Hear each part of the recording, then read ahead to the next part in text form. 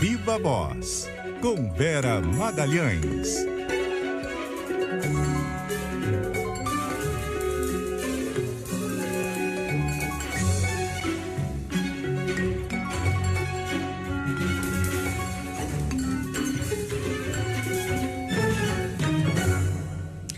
E aí, Vera? Oi, Sardenberg, boa tarde para você, para Cássia e para todos os nossos ouvintes e espectadores. Boa tarde, Vera. Vera, o Supremo deu um chega para lá na Procuradoria-Geral da República, hein? Pois é, instou a Procuradoria-Geral da República a agir, né, Sardenberg? Mas no início da semana, o vice-procurador-geral, o súbito Augusto Aras, o procurador Humberto Jacques de Medeiros, tinha jogado um vai que cola, né? Qual foi o vai que cola? Olha, não posso fazer nada agora, não é o caso de investigar a notícia-crime apresentada contra o presidente Jair Bolsonaro, porque a CPI já está investigando esse caso e haver uma sobreposição de investigações. A ministra Rosa Weber pegou e falou, opa, nada disso. Uma coisa não tem nada a ver com a outra. E não vai, era tão vai que cola, Sardenberg, que ele falava assim, no entanto, caso o Supremo não entenda desta maneira, me devolve que aí eu opino. Então ele já pedia para ser ouvido de novo caso a ministra não concordasse com aquele vai que cola dele.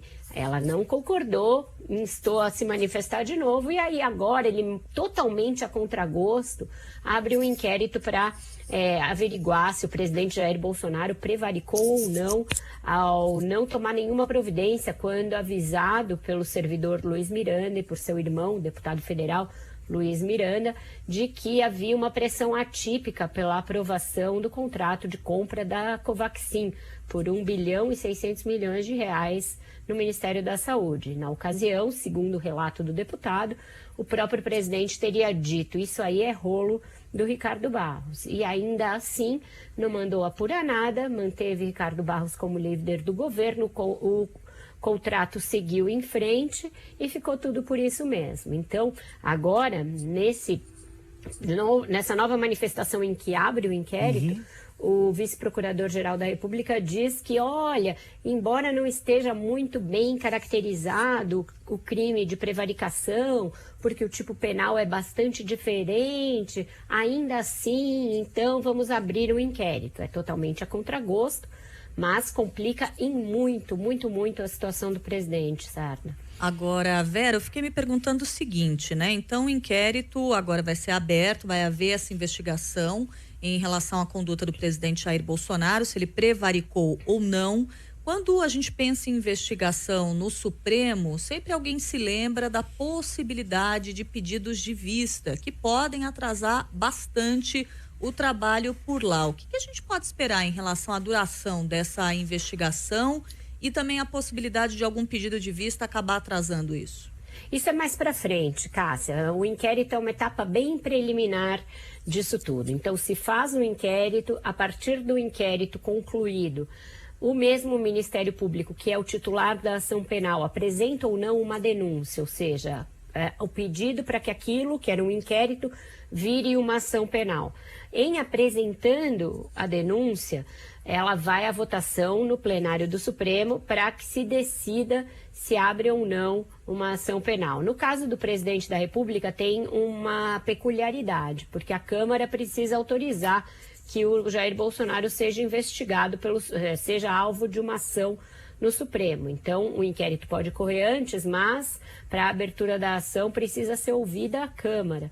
E aí pedidos de vista eventuais se dariam em relação a essa denúncia, em relação a alguma medida que requeira o julgamento do plenário. Nesse momento, a bola está com a ministra Rosa Weber. Ela vai conduzir o inquérito, ela vai presidir esse inquérito que se dará com a participação da Polícia Federal e do Ministério Público. E não é o único, né?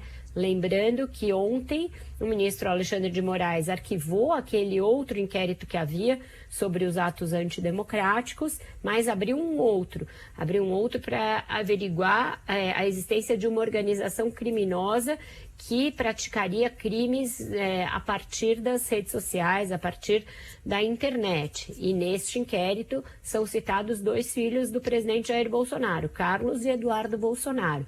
Então, o cerco do Supremo ao bolsonarismo, ao presidente, à sua família, ao seu entorno, se fechou muito em duas frentes nas últimas horas.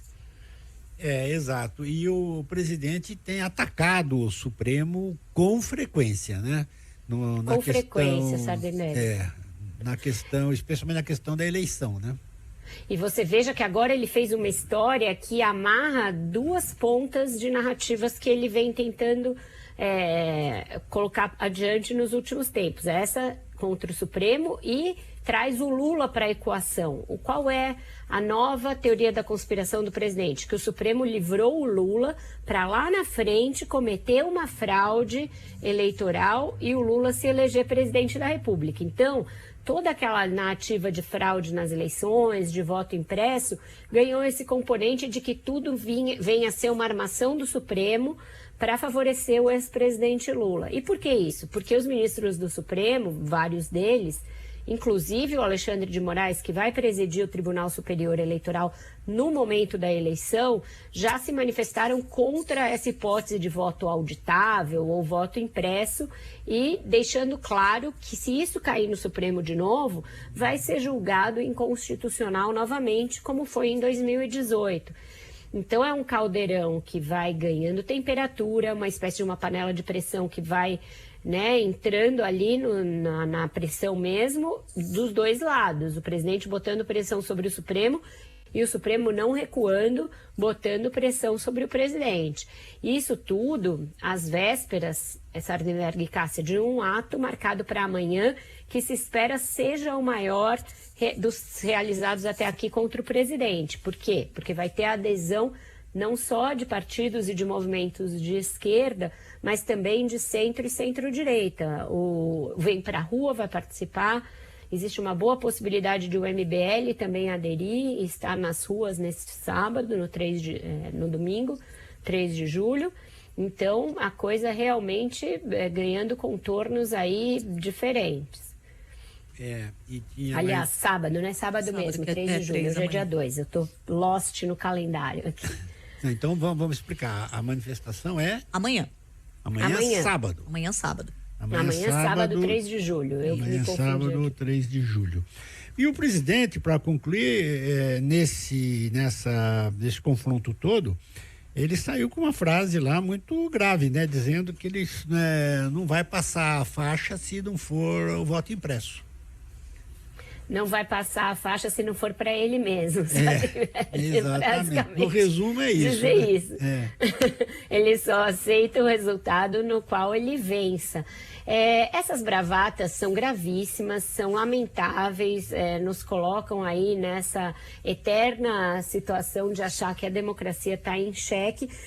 Mas eu acredito que as instituições, e aí não estou falando só do judiciário, mas eu ainda acredito que na hora H, se isso acontecer e ele fizer algo como se recusar a passar a faixa, o Exército, o Ministério Público e mesmo o Congresso dominado pelo Centrão e hoje aliado do presidente, não vão aceitar esse tipo de esparrela, Sardenberg. Nos Estados Unidos, o Trump bem tentou, e foi abandonado pelo seu próprio partido, foi abandonado por todas as instituições. Algo que seja um solavanco dessa magnitude na democracia, eu acredito que não será aceito. E eu acho que até lá a gente ainda pode viver um agravamento da situação política, a ponto de que o Centrão em algum momento reavalie esse apoio incondicional que tem dado ao presidente. Então, o Centrão reavaliando e o Mourão reavaliando essa tendência que ele tem até agora de ficar no muro em relação a isso, as coisas podem mudar. Eu acho que não está dado que o impeachment seja uma hipótese descartada. Ela já foi bem menos possível, ainda é uma hipótese muito remota, pelo fato do Arthur Lira estar, por enquanto, firme com Bolsonaro, mas as coisas estão em mudança muito rápida e a depender do que acontecer amanhã nas ruas, pode ganhar também uma nova atração. Tá certo. Obrigado, Vera, e até a semana. Até semana que vem, até segunda para Cássia, até terça para você. Um ótimo fim de semana para todos. O Pra todos assunto nós. certamente será a manifestação, né? Aliás, por falar Sim. em assunto, que é o nome do podcast da Renata Lopretti, a Vera participou, viu? Hoje tá muito bom, viu? Pra quem ainda não ouviu o assunto hoje, vai lá que você vai gostar. Matando a saudade da minha amiga e chefe eterna, Renata Lopretti. E amanhã eu tô com a Petra Chaves no Revista CBN. Opa! Os ouvintes vão enjoar de mim, mas tudo bem. Você sabe o horário? 1h40. 1h40? Tá certo. Amanhã 1h40 com a Petra Chaves no Revista. Então tá. Tchau, gente. Tchau, Até gente. mais. Até mais.